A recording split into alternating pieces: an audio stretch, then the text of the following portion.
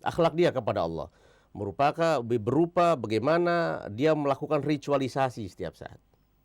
Kemudian akhlak dia kepada orang tua, bagaimana bakti kepada orang tua.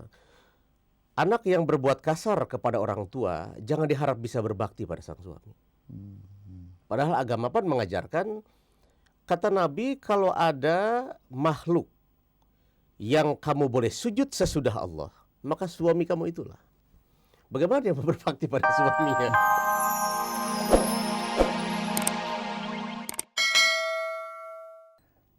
Assalamualaikum warahmatullahi wabarakatuh. Waalaikumsalam warahmatullahi wabarakatuh. Selamat pagi para pemirsa Hikmah Fajar, hamba Allah yang terhormat dan terpilih. Pada pagi hari ini kita semuanya bersyukur kepada Allah Subhanahu wa taala atas nikmat yang telah dilimpahkan kepada kita semuanya.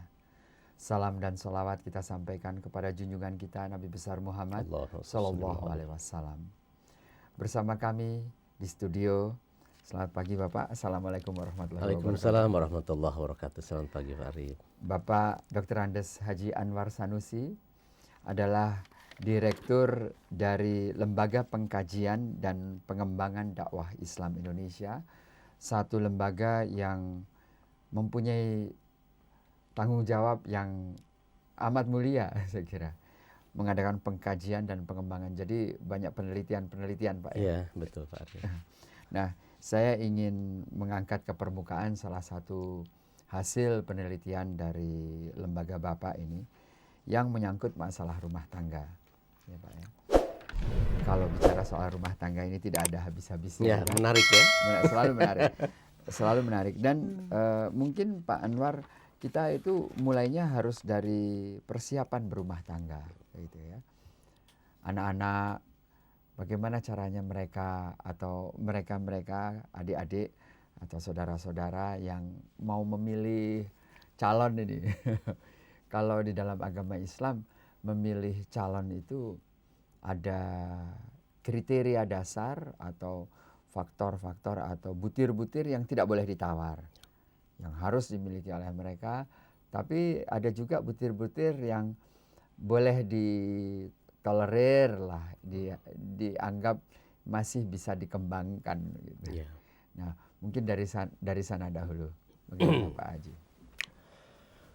Pak Arif, yang harus jadi start kita pertama bahwa Islam ini mengajarkan kebebasan kepada kita. Sudah tentu di dunia ini tidak ada kebebasan tanpa batas, apapun kebebasan mesti dengan batas. Atas dasar itu, orang tua pertama untuk membahagiakan anak sesudah memasuki jenjang rumah tangga tidak boleh memaksakan salah satu calon untuk keluarga, untuk suami atau istrinya.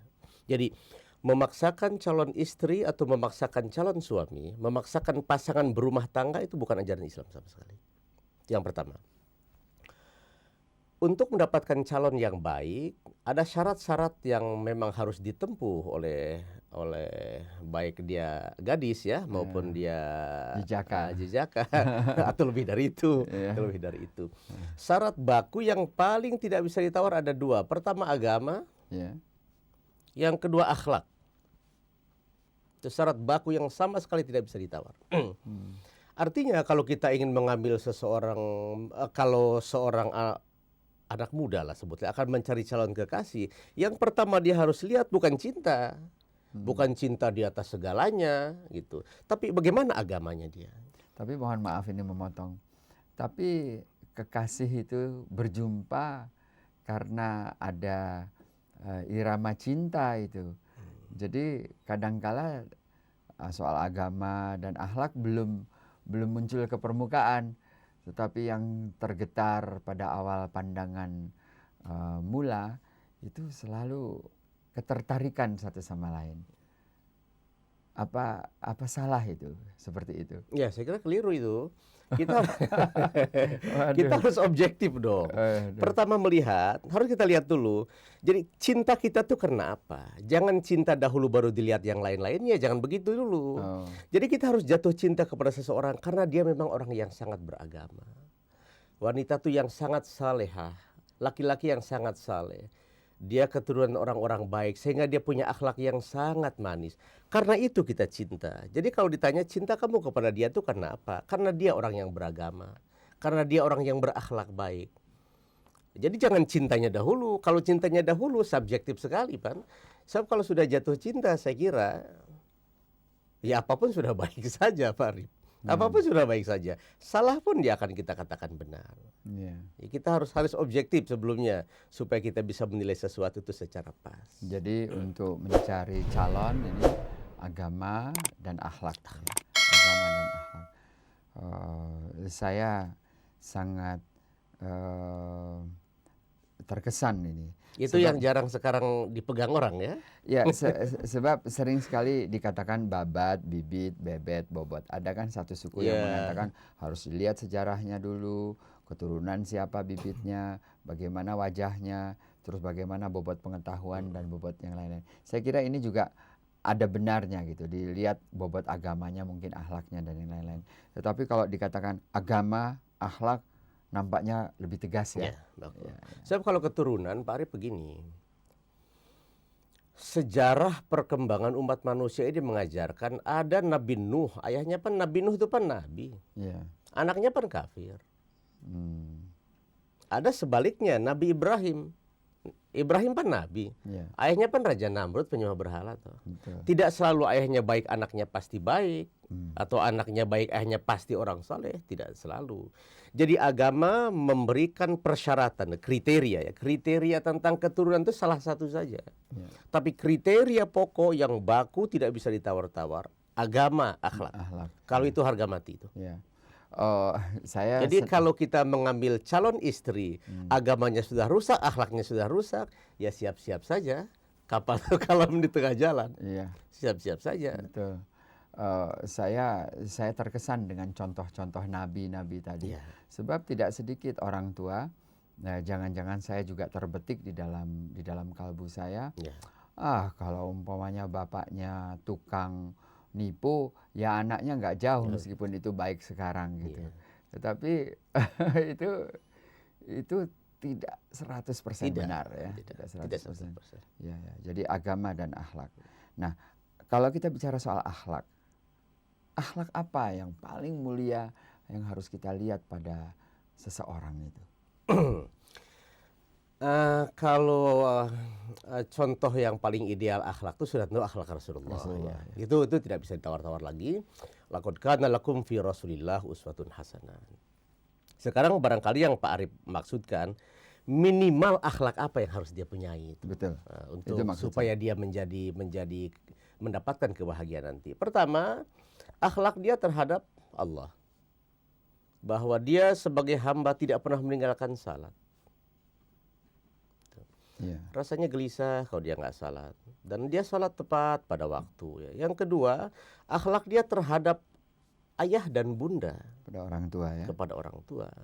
Sebab luka salah satu orang tua sesudah dia membina rumah tangga, itu juga menyebabkan kekaraman kapal saja di tengah samudera perkawinan nanti. Kalau sudah begitu. Dua hal itu yang pertama harus kita lihat. Yang ketiga barangkali bisa kita tambahkan, akhlak dia bergaul dengan masyarakat. Sekalipun Islam lebih dari itu ya sob. Islam kan tidak hanya hablum minallah, hablum minannas seperti selama ini. Ada hablum minal alam juga. Hubungan manusia dengan alam sekitarnya ini bagaimana itu. Tapi minimal yang tiga itu. Akhlak dia kepada Allah berupa bagaimana dia melakukan ritualisasi setiap saat. Kemudian akhlak dia kepada orang tua, bagaimana bakti kepada orang tua. Anak yang berbuat kasar kepada orang tua, jangan diharap bisa berbakti pada sang suami. Padahal agama pun mengajarkan, kata Nabi, kalau ada makhluk yang kamu boleh sujud sesudah Allah, maka suami kamu itulah. Bagaimana dia berbakti pada suaminya? Kepada orang tuanya sebelumnya sudah seperti itu. Sebaliknya Pak Arif, mungkin agak keluar sedikit ya, tapi saya kira relevansi masih bagus. Anak bakti pada orang tua, Ma min rajulin yanzuru ila wajhi walidayhi nazratar rahmah illa kataballahu bi hajjatan maqbulatan mabrurah. Anak yang pandai berbakti kepada kedua orang tua, waktu dia berbakti timbul kasih sayang orang tuanya. Sekali bakti Allah memberikan nilai yang pahalanya sama dengan orang pergi haji mabrur. Amin. Mabrur dia. Jadi orang yang berbakti pada orang tua, nilai haji sudah dapat. Cuma wajib haji belum gugur karena dia belum berangkat. Nah, andai kata anak semacam ini kita jadikan mantu, Pak Arif. Luar biasa. Wow, luar biasa itu, Pak Arif. Masya Allah, Masya Allah. Bagaimana ini dengan mereka-mereka yang orang tuanya sudah tidak ada ya? Masya Allah. Baca doa ya. Baca doa. Nah, itu tadi cari calon ya. Cari calon. Kadang-kadang kalau calonnya datang naik bajai, muka kita jelek. Kalau datang naik Mercy, waduh, rasanya terjamin betul begitu loh hidupnya nanti. Ini tidak tepat ya. Sama sekali tidak, Pak Arif. Tidak tepat 100% lah gitu ya. Kalau bisa agamanya baik, akhlaknya baik, kaya lagi. Ya. Nah, sekarang di dalam kehidupan berumah tangga, tadi Pak Haji mengatakan berkali-kali kapalnya karam, bahteranya nanti akan tenggelam gitu. Sepertinya nampaknya orang yang hidup berumah tangga, suami istri ini seperti naik perahu ya Pak ya. Lalu ada gelombang tinggi, gelombang rendah. Kira-kira, nah semua yang terasa dan terlihat indah pada waktu ta'aruf, berkenalan, dan sebelum menikah itu, sesudah menikah mulailah kelihatan keaslian dan kekurangan dari kedua belah pihak. Begitu, ya. Nah ini ada yang demikian Pak Haji. Ada seorang istri yang mengalah saja gitu.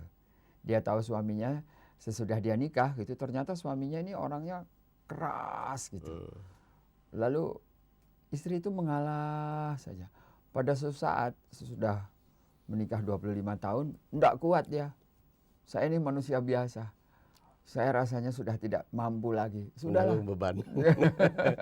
Terus mau cerai gitu. Ada juga suami yang bukan mengalah, tetapi nerima saja. Dimarahi oleh istrinya yang mungkin makin hari makin lebih emosi, lebih perasa gitu. Enggak bisa berterus terang. Jadi semua dipendam aja. Sudah 30 tahun nikah enggak kuat dia. Lepas gitu.